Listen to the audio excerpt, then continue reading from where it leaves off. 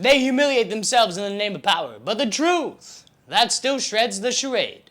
Stay with me. Senator Mike Lee just served up a masterclass in right-wing fear-mongering, crying crocodile tears over privacy, while pushing the same tired lie that the DOJ is hunting Catholics and PTA moms. My colleagues for abiding by the 7-minute rule. Before I call on Senator Lee, I want everybody to plan on our first break would be about 11:50, and that would be 30 minutes for lunch. Senator Lee. Thank you, Mr. Chairman. Thank you, Ms. Bondi, for being here today. I, too, share the assessment that Gail Slater is great. Had a great meeting with her yesterday. Just thrilled that you're here and that you're willing to serve. I'd like to talk to you as a longtime lawyer and one who has handled a variety of criminal matters about the Fourth Amendment. What can you tell us about the Fourth Amendment's warrant requirement and why it's so important? Well, the warrant requirement is so important, which I've dealt with that since I was in my 20s as a state prosecutor. A warrant is so important because it protects citizens' rights, and that's why it's so important. And it does that specifically because under the Fourth Amendment, you're required to go to a judge, and you're required to show a judge evidence providing probable cause, and based on that probable cause, you can describe with particularity the things or persons to be searched or seized. And on that basis, the judge may issue or not issue the warrant, but without it, you can't get it. Now, this is time-consuming, no doubt, right? Oh, I've done many of them, yes. It's very time-consuming, Senator. And there's probably not a law enforcement officer anywhere in the world who wouldn't acknowledge that they could save time if they didn't have to go about it. And yet we require it. Why is that so important that we do it? Well, it's so important for the reasons you just laid out. When I said I've done many of them, I've approved them.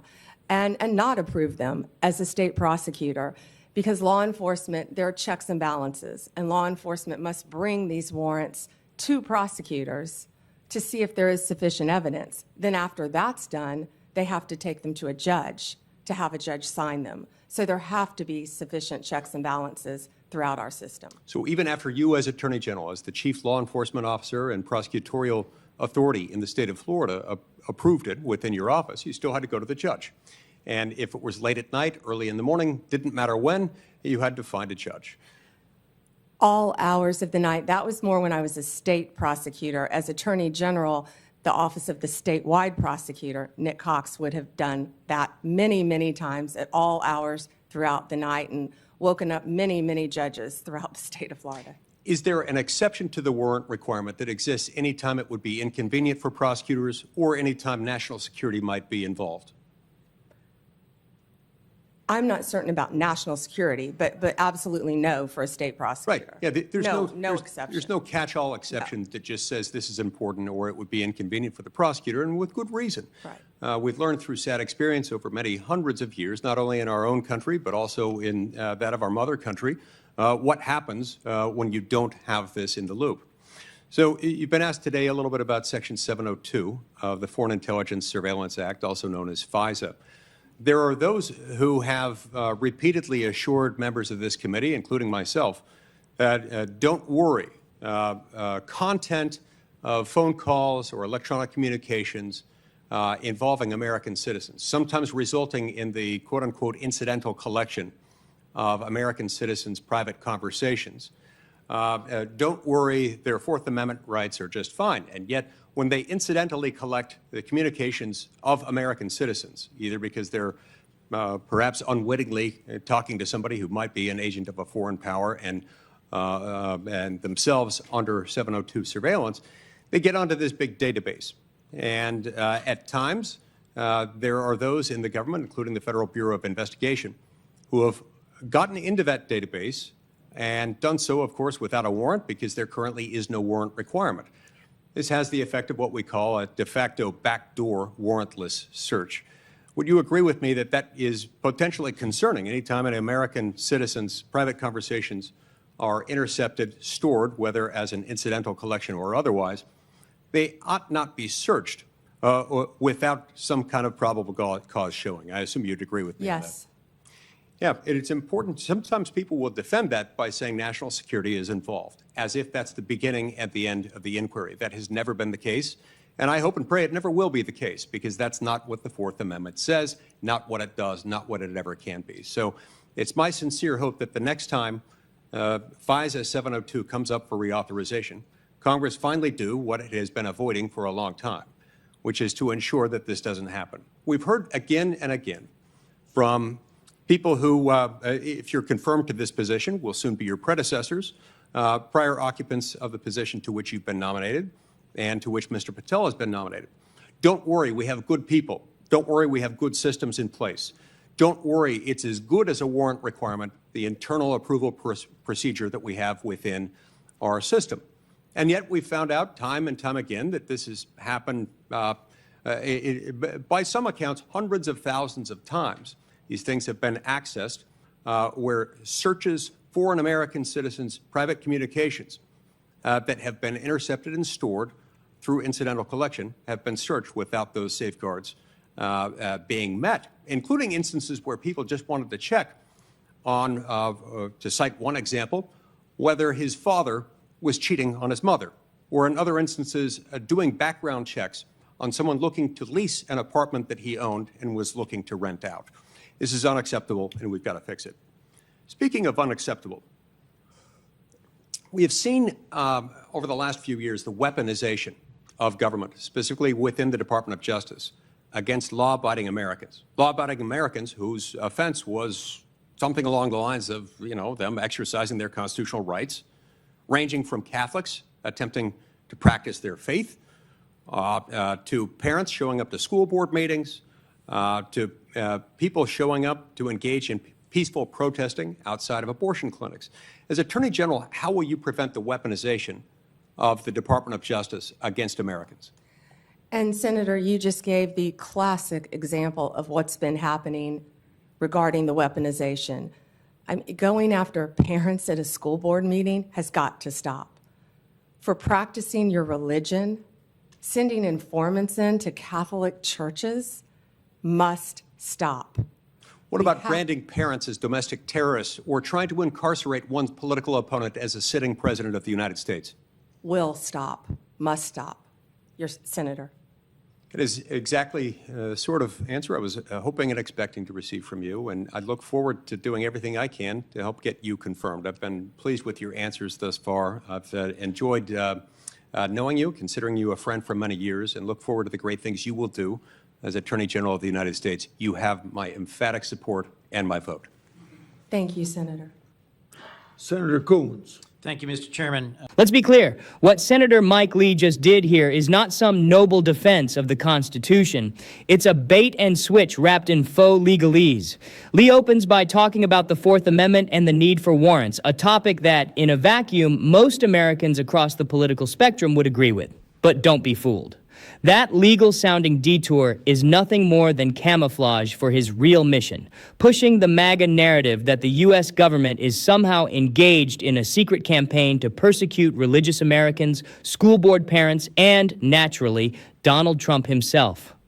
Let's unpack this Trojan horse of a monologue. First, Lee attempts to sound like a principled constitutionalist. He says things like, there are checks and balances. DT 95, you have to go to a judge, even if it's late at night. Sure, fine. No one disagrees that the warrant process matters. But then comes the pivot, where the script flips from sober legal explanation to full-blown MAGA paranoia. There's no catch-all exception that just says this is important or it would be inconvenient for the prosecutor. We've learned through sad experience what happens when you don't have this. Cue the melodrama, and then, without missing a beat, Lee dives headfirst into the right-wing fever swamp. We've seen over the last few years the weaponization of government, specifically within the Department of Justice. Law-abiding Americans whose offense was something like showing up at a school board meeting. Stop. Right. There. This is the exact talking point concocted by the GOP to paint themselves as perpetual victims. It's the same recycled fantasy that a weaponized DOJ is out to get God-fearing Christians and innocent parents. Never mind the facts. Never mind the violent threats school board members have actually received.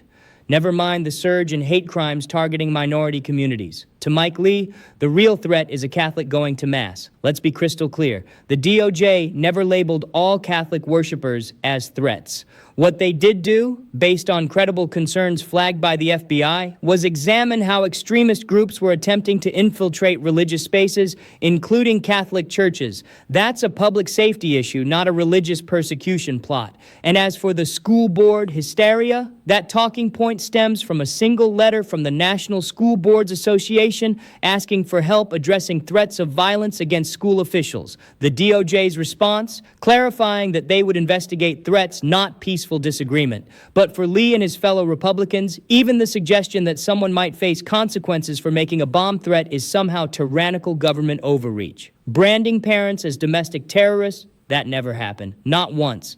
But here's the play. Repeat the lie often enough, and it becomes gospel in the MAGA echo chamber. Then comes the pièce de résistance. Trying to incarcerate one's political opponent as a sitting president of the United States must stop. Oh, there it is, the trump card. This is the moment when the mask comes off.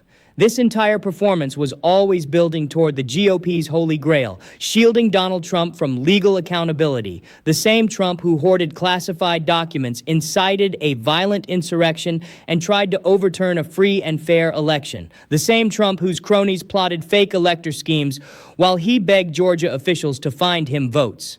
And yet, to Mike Lee, the real injustice is that Trump is being prosecuted at all. Here's what this really is: a coordinated propaganda campaign.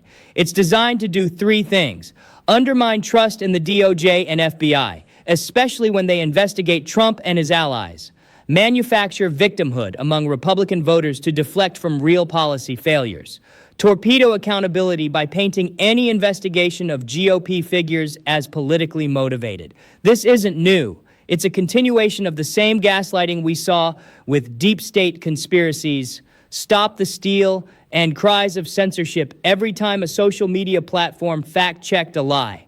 And then there's Pam Bondi, Trump's longtime loyalist, nodding along and parroting the script. Going after parents at school board meetings has got to stop. Sending informants into Catholic churches must stop. She says it like she's unveiling some bombshell expose. In reality, she's just echoing the latest Fox News spin. This isn't oversight. It's performance art. It's grievance politics dressed up as constitutional concern. And let's not forget the hypocrisy. Where was all this Fourth Amendment outrage when the Trump administration was conducting warrantless surveillance of immigrants? Where was the GOP concern for privacy when they pushed the Patriot Act to unprecedented lengths? Or when Trump suggested using the DOJ to investigate his political enemies and fire those who wouldn't pledge loyalty? Mike Lee wants you to believe he's defending your rights, but he's really defending Trump's power. He's weaponizing your legitimate fears about government overreach to protect a man who tried to overthrow democracy. Make no mistake, this isn't about protecting the Fourth Amendment. It's about protecting the Fifth Avenue guy, the one who, in his own words, could shoot someone and not lose support. And Lee's parting words? That is exactly the sort of answer I was hoping and expecting to receive from you. Translation: you passed the loyalty test. Welcome to the cult. Senator Mike Lee's diatribe was never about the Constitution. It was a calculated political stunt, an audition for the MAGA Hall of Fame. His carefully scripted concern for the Fourth Amendment is a smokescreen to hide the real agenda, dismantling institutional guardrails that stand in the way of Trump's return to power. He rails against weaponization of the DOJ, but conveniently forgets Trump literally told his attorney general to indict Hillary Clinton. He fakes outrage over parents being labeled as terrorists, but offers zero solutions to protect school officials from actual violence. And he paints Donald Trump, currently facing dozens of felony counts, as a political prisoner. Let's be blunt, this isn't just dishonest, it's dangerous. It chips away at the legitimacy of our justice system, erodes public trust, and emboldens extremists who believe their grievances justify lawlessness. Pam Bondi played her role perfectly too, smiling, nodding, validating every distorted talking point, as if repeating the lie enough times might turn it into truth. But no matter how many times they scream witch hunt, the facts don't change. And we won't be gaslit into believing that defending democracy is somehow partisan. What we just witnessed is the blueprint for authoritarianism in a suit and tie. Wrap it in flags, call it liberty. But when you strip it down, it's just power-hungry paranoia. And we see right through it. If you're sick of these shameless attacks on truth, democracy, and accountability, hit that like button. Share this video to blast through their propaganda bubble. Subscribe and ring the bell because we're not done exposing their lies. Leave a comment and let them know we're not backing down. We fight with facts, fire, and a hell of a lot more backbone than they ever will.